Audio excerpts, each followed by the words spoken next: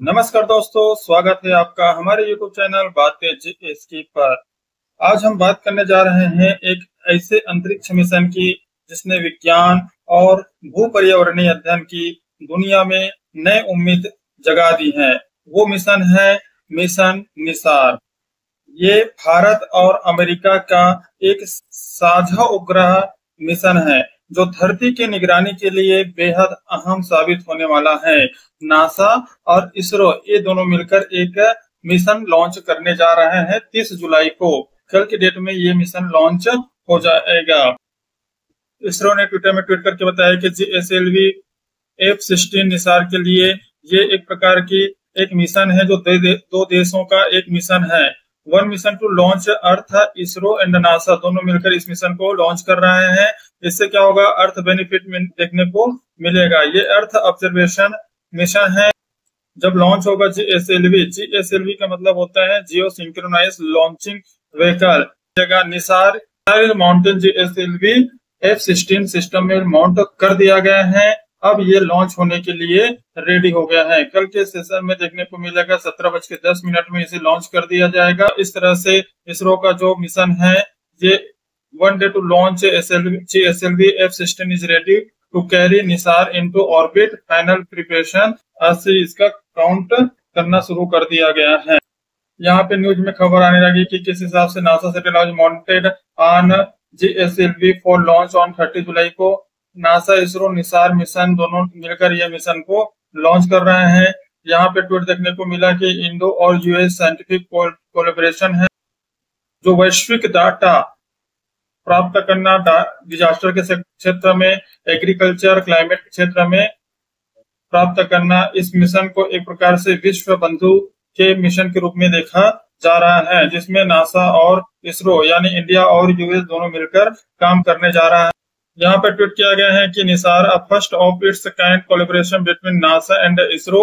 ये पहला टाइम है जिसमें नासा और इसरो दोनों मिलकर ये अर्थ की निगरानी रखने के लिए इसे भेजा जा रहा है। NASA ISRO synthetic aperture radar. Nisar का मतलब होता है कि नासा और इसरो दोनों मिलकर सिंथेटिक अपर्चर रडार है। यह सैटेलाइट मिशन है जो 30 जुलाई 2025 को लॉन्च किया जाएगा। Satish Dhawan space centre. ये सतीश धवन स्पेस सेंटर कहाँ है? आंध्र प्रदेश में है, तिरुपति डिस्ट्रिक्ट में। ये इसरो का एक स्पेस पोर्ट है जहां से स्पेस सैटेलाइट लॉन्च किया जाता है। ये जो मिशन है वो अर्थ ऑब्जर्वेशन के लिए किया जा रहा है। ये मिशन दिखाता है कि कैसे अंतर्राष्ट्रीय सहयोग से विज्ञान और तकनीक में क्रांतिकारी बदलाव लाया जा सकता है। एक और नासा और एक और इसरो आपस में मिलकर इस मिशन को कामयाब करने की ओर आगे बढ़ रहा है। नासा जहां एक हाईली क्वालिफाइड स्पेस सेंटर है, वहीं इसरो कम बजट वाली एक स्पेस सेक्टर है, लेकिन इसकी जो उपलब्धि है बड़े बड़े देखने को मिल रहा है। जैसे कि बात करते हैं कि दुनिया की सबसे कम लागत वाली मार्स मिशन भी इसरो के द्वारा कंप्लीट किया गया था। वही नासा ने पहला इंसान चांद पर भेजा था, लेकिन इसरो ने चंद्रयान-2 करके सॉफ्ट लैंडिंग करने की प्रयास किया था, लेकिन चंद्रयान-3 भेजकर इस मिशन को कंप्लीट किया गया था। अब बात करते हैं कि मिशन निसार है क्या। तो मिशन निसार एक प्रकार से पृथ्वी अवलोकन अर्थ ऑब्जर्वेशन सैटेलाइट है जिससे नासा और इसरो दोनों मिलकर इसे बना रहे हैं। इसका उद्देश्य है कि पृथ्वी की सतह पर होने वाले बदलाव की बारीकी से निगरानी रखना और इसकी जांच करते रहना। इनका मुख्य उद्देश्य है कि ग्लेशियरों को पिघलना किस हिसाब से हो रहा है, जलवायु परिवर्तन किस हिसाब से हो रहा है, उसका निगरानी रखना। भूकंप और ज्वालामुखी गतिविधियों किस तरह से बढ़े जा रहे हैं, क्या है ये पर्यावरण परिवर्तन, उसके बारे में भी निगरानी रखना। कृषि भूमि और वन आवरण की स्थिति ज्ञात करना। समुद्र तटीय बदलाव, जो अभी समुद्र आने वाले समय में धीरे धीरे समुद्री तटीय है वो डूब रहे हैं, इसके बारे में भी सटीक जानकारी करना। भूस्खलन और जलवायु परिवर्तन में काम करना। इस सैटेलाइट में दो तरह के रडार सिस्टम हैं। अब ये रडार होता क्या है? रडार होता है रेडियो डिटेक्शन एंड रेंजिंग। इसका पर्पज होता है, ये एक प्रकार से इलेक्ट्रॉनिक डिवाइस होता है जो रेडियो वेव्स का यूज करके किसी भी ऑब्जेक्ट की स्थिति, साइज, प्रेजेंस को डिटेक्ट किया जाता है। इसका मुख्य उपयोग किसमें किया जाता है? इमेज जनरेट करने के लिए किया जाता है, या किसी वस्तु को जो उस क्षेत्र में आ रहा है उसकी निगरानी रखने के लिए किया जाता है। इसमें मुख्य रूप से दो रडार सिस्टम यूज होगा। एक है एल बैंड रडार जो नासा द्वारा बनाया गया है, और एक है एस बैंड रडार जो इसरो द्वारा बनाया गया है। ये काम कैसे करेगा? देखो, यहाँ से क्या करेंगे, इसको ऊपर की ओर भेजेंगे, 750 किलोमीटर के अंतर्गत इसको भेजा जाएगा इस निसार को, और निसार यहाँ पे जाके क्या काम करेगा, यहाँ से अपना रेडियो वेव्स को पृथ्वी पर भेजेगा, जो इमेज प्राप्त करेगा और पृथ्वी के कुछ भाग तक, कुछ नीचे भाग तक भी जाएगा, और उसके बाद यहाँ से जो वेव है वो धीरे धीरे करते हुए कहाँ, यहाँ पे पहुंचेगा। तो इस तरह से यहाँ पे इमेज जनरेट होगा, यहाँ पे डाटा बनेगा, और ये डाटा का अवलोकन करने के लिए इसरो और नासा आपस में इस डाटा का अवलोकन करेगा। तो इस तरह से ये काम करेगा कि यहाँ से रेडियो वेव को भेजेगा, और यहाँ से जो भी पदार्थ है, जो भी ऑब्जेक्ट में टकराएगी, जैसे जहां जहां की हमें निगरानी रखना है वहां का हम उसमें रेडियो वेव्स को भेजेंगे, और वहां से जो इमेज जनरेट होगा उसे एक डाटा के रूप में यहाँ पर इकट्ठा करके यूजफुल होगा। क्योंकि आने वाले समय में जलवायु परिवर्तन, भूकंप आना, ज्वालामुखी आना, इस तरह से विभिन्न प्रकार की जो एक्टिविटी है, जो पृथ्वी में हलचल चल रही है, उसके बारे में भी हमें पता चल सकता है। तो ये एक बहुत बड़ी मिशन कंसिडर किया जा रहा है। यहाँ पे देखो किस तरह से काम करता है। ये है रडार, और रडार यहाँ से क्या करेगा, इमेज जनरेट करेगा, नीचे से इमेज जनरेट करेगा, रेडियो वेव को भेजेगा, और ऊपर यहाँ पे इसको इमेज, यहाँ पे डाटा इकट्ठा हो, इस तरह से भेजा जाएगा ऊपर में 750 किलोमीटर के अंतर्गत। हालांकि ये लो अर्थ ऑर्बिट में भेजा जाएगा, और ये जियो सिंक्रोनाइज होगा। ये यहाँ से पृथ्वी में भेजा जाएगा, वहां से सूर्य आएगा, सूर्य के प्रकाश से ये क्या करेगा, रेडियो वेव को यहाँ भेजा जाएगा, और ये ऊपर की ओर जाके इस इमेज जनरेट करके वहां डाटा इकट्ठा करेगा। इसका कुल जमा बात यही है। अब बात करते हैं कि इसरो है क्या और नासा है क्या। इसरो यानी होता है इंडियन स्पेस रिसर्च ऑर्गेनाइजेशन, ये भारत की एक स्पेस एजेंसी है। उसी तरह से नासा की national aeronautics and space administration, ये नासा की है। इसकी स्थापना की बात किया जाए तो 1969 में इसकी स्थापना किया गया था। 1958 में नासा की स्थापना की गई थी। मुख्यालय बेंगलोर भारत में स्थित है। इसका मुख्यालय वाशिंगटन डीसी अमेरिका में स्थित है। मुख्य उद्देश्य है कि कम लागत में स्पेस टेक्नोलॉजी को बढ़ावा देना और विकासशील परियोजना बनाए रखना, उच्च स्तरीय वैज्ञानिक अनुसंधान करना और मानव स्पेस एक्सप्लोरेशन करना। जैसे अभी जो एग्जाम मिशन 104 हुआ था, जिसमें क्या किया गया था, 4 जो अंतरिक्ष यात्री हैं उनको ISS इंटरनेशनल स्पेस स्टेशन में भेजा गया था। तो ये एक प्रकार से इसकी उपलब्धि है। बजट जो 2024 और 25 में हुए थे वो $1.5 बिलियन के बजट इसके लिए पास हुआ गया था, लेकिन अमेरिका में $25 बिलियन का पास हुआ गया था। इसका जो प्रमुख सफलता की बात किया जाए तो चंद्रयान 1, 2, 3 इस तरह से इसकी प्रमुख सफलता है। इसरो ने और क्या क्या काम किया है, जैसे मंगलयान किया है, PSLV विश्वसनीयता बनाया है, मिशन निशार जो अमेरिका के साथ मिलकर ये काम कर रहे हैं, अपोलो मून मिशन जो नासा का है, ISS international space station, perseverance rover, Artemis programme, launch vehicle में हम यूज करते हैं PSLV यानी polar satellite launching vehicle, GSLV geo synchronize launching vehicle. इस तरह से SSLV फाल्कन 9A अमेरिका का है, स्पेस एक्स का SLV एटलस इस तरह से किया जाता है। हम साझेदारी करते हैं नासा के साथ, जाक्सा के साथ, नासा यानी अमेरिका, जाक्सा यानी जापान, इसी तरह से रोस्कोसमोस रूस का, इसरो भारत का, इस तरह से ESA European space agency, Europe agency का जाक्सा, रोस्कोसमोस, इसके साथ हम साझेदारी करते हैं। मिशन निसार का मेन पर्पज है कि नासा और इसरो के साथ मिलकर अर्थ ऑब्जर्वेशन को कंप्लीट करना। अर्थ में जो भी एक्टिविटी हो रहे हैं, जो भी हलचल हो रहे हैं, जलवायु परिवर्तन संबंधी, ग्लेशियर का पिघलना, समुद्र का इस तरीका बढ़ना, ये सबका इसका अवलोकन किया जाएगा। अब बात करते हैं कि मिशन का इतिहास और इसकी विकास किस तरह से रहा है। मिशन को कब से शुरू किया गया था और ये कितने दिनों बाद जाके सफल होने जा रहा है। इस मिशन की शुरुआत 2014 में रखी गई थी। नासा और इसरो ने इस मिशन की साझेदारी परियोजना पर समझौता किया गया था। 2019 में दोनों देशों ने अपने अपने हिस्सों का निर्माण करना शुरू कर दिया था। यानी एल बेन बनाएगा कौन, एस बेन बनाएगा कौन, एल है नासा बनाएगा, एस है वो इसरो बनाएगा। इस तरह से ये अपना अपना निर्माण कार्य शुरू कर दिया गया था। 2021-22 रडार सिस्टमों की टेस्टिंग हुई। 2023 में सैटेलाइट का असेंबली पूरा हुआ था। इस समय इसको लॉन्च करने वाला था, लेकिन कुछ टेक्निकली प्रॉब्लम या कुछ बैंड छोटे होने के कारण इसका यूज नहीं कर पाया। उसके बाद 2024 में इसकी तैयारी पूरा हो चुका था।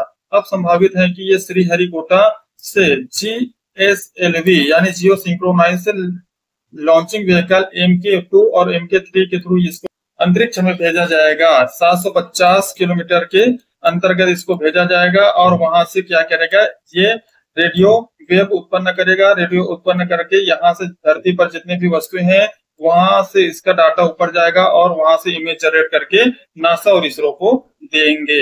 ये इसका मेन पर्पस है। किस तरह से ये होता है देख लो, यहाँ पर SLV-3, ASLV यानी augmented satellite launching vehicle, PSLV, GSLV। अब बात करते हैं इनकी तकनीकी विशेषता क्या रहा है। यहाँ पे रडार सिस्टम दो तरह से यूज हो रहे हैं। Toll frequency SAR synthetic aperture radar L और एस बैंड का यूज किया जा रहा है। इसका वजन होगा 2800 किलोग्राम और मिशन अवधि न्यूनतम 3 साल के लिए इसको भेजा जाएगा। ऑर्बिट यानी लो अर्थ ऑर्बिट 747 किलोमीटर के अंतर्गत इसको भेजा जाएगा। पुनरावृत्ति ये 12 दिन में पृथ्वी का एक चक्कर लगाकर स्कैनिंग करके पूरा इसका डाटा इकट्ठा करेगा।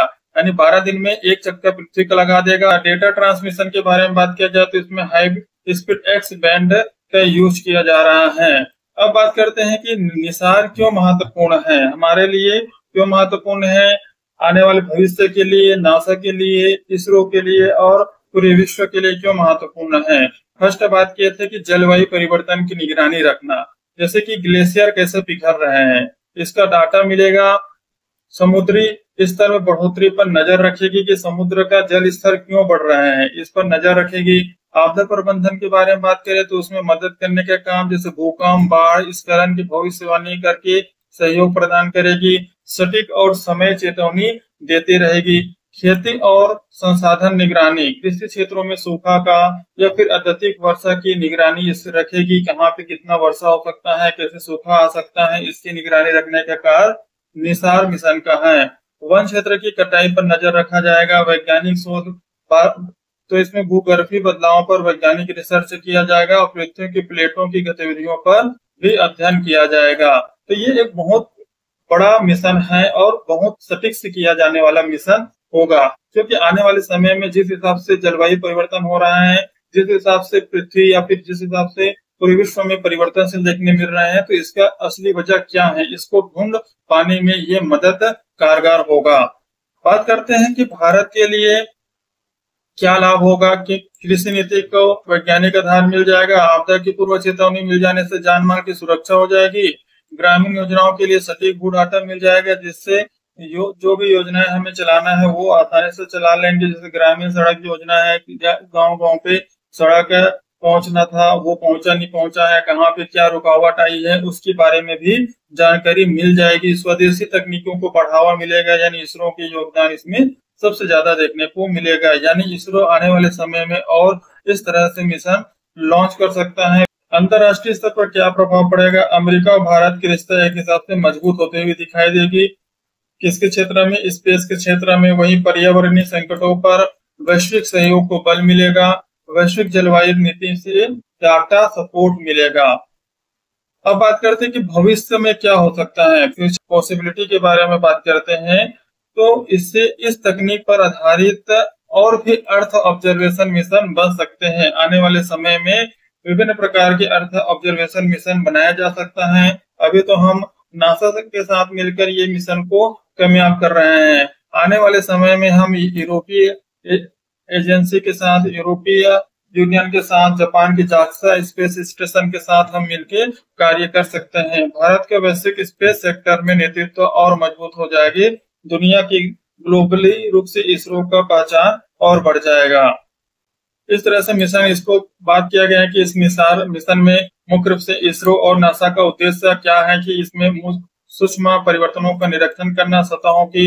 इसी तरह से निसार मिशन 12 दिनों में पूरे विश्व का एक मानचित्र करके दिखा देगा पृथ्वी की पारिस्थितिक तंत्र की, वहां की कहाँ पे बर्फ ज्यादा है, वनस्पति, बायोमास, समुद्र स्तर में वृद्धि, भूजल, विभिन्न प्रकार की गतिविधियां जैसे ज्वालामुखी, भूस्खलन, इन सभी की हलचल के बारे में ये हमें डाटा देगा। यह मिशन ज्वालामुखी, स्फोट, भूकंप, भूस्खलन जैसे प्राकृतिक आपदाओं की चेतावनी भी देने में कारगर सिद्ध होगा। उपग्रह भूजल स्तर को मापने के अलावा ग्लेशियर और बर्फ की चादरों की प्रवाहता सिंथेटिक अपर्चर रडार का उपयोग करके निसार हाई रिजोल्यूशन पिक्चर तैयार करेगा, जिसमें जो दो तरह के बैंड के यूज हो रहे हैं, एल बैंड और एस बैंड। इसका मेन पर्पज यही है कि इससे जो आने वाले जो वेव्स, रेडियो वेव्स है, उससे जो जनरेट होगा इमेज, वो एक हाई क्वालिटी का होगा और इससे हमें आसानी से पता चल जाएगी, इसकी बारीकी से अध्ययन करने में सहायता मिलेगा। इस तरह से बात करते हैं निसार मिशन, इसरो नासा का ज्वाइंट मिशन है। एल-बैंड और एस-बैंड के यूज किया जा रहा है, ये सब चीज बता दिए। लो अर्थ ऑर्बिट में 3 साल के लिए यहाँ काम करेगा, ये सब है। ये एक प्रकार से इसरो और नासा दोनों मिलकर इस तरह से जो एस-बैंड और एल-बैंड दोनों का यूज किया है, वो पहला उपग्रह होगा जो इस तरह से 2 बैंड का यूज करके कोई सैटेलाइट भेजा जा रहा है। निष्कर्ष से बात करते हैं कि मिशन निसार न सिर्फ एक टेक्नोलॉजी मिशन है, बल्कि यहाँ विज्ञान, अंतरराष्ट्रीय संबंधों, जो अमेरिका और भारत के साथ मिलकर कार्य कर रहे हैं, तो अंतरराष्ट्रीय संबंध मजबूत होगी, पर्यावरणीय अध्ययन में सहायता मिलेगी, मानवता के लिए भविष्य से जुड़ी विभिन्न प्रकार के जो पहलू हैं उसको जानकारी मिल सकती है। ये मिशन दिखाता है कि जब 2 देश अपने संसाधनों और वैज्ञानिक ताकतों को आपस में जोड़ते हैं तो नतीजा कितने क्रांतिकारी हो सकता है। तो आने वाले समय में इसका एक सफल मिशन के रूप में इसे कंसिडर किया जाएगा, जब ये पूरी तरह से इमेज जनरेट करके विभिन्न प्रकार की जलवायु परिवर्तन, विभिन्न प्रकार की हो रहे समुद्री में उथल पुथल, इन सब चीज के बारे में हमें अच्छे से जानकारी मिलेगा। तो ऐसे में वैज्ञानिक इसमें और शोध करेंगे, विभिन्न प्रकार के इसके लिए टेक्निक इस्तेमाल किया जाएगा। तो भारत और अमेरिका की यहाँ साझेदारी एक मिसाल है, विज्ञान, कूटनीति और विकास की एक संगम को दर्शाता है। अगर वीडियो अच्छा लगे तो हमारे YouTube चैनल को लाइक करें, सब्सक्राइब करें और शेयर करें। मिलते हैं अगले वीडियो में, तब तक के लिए जय हिंद।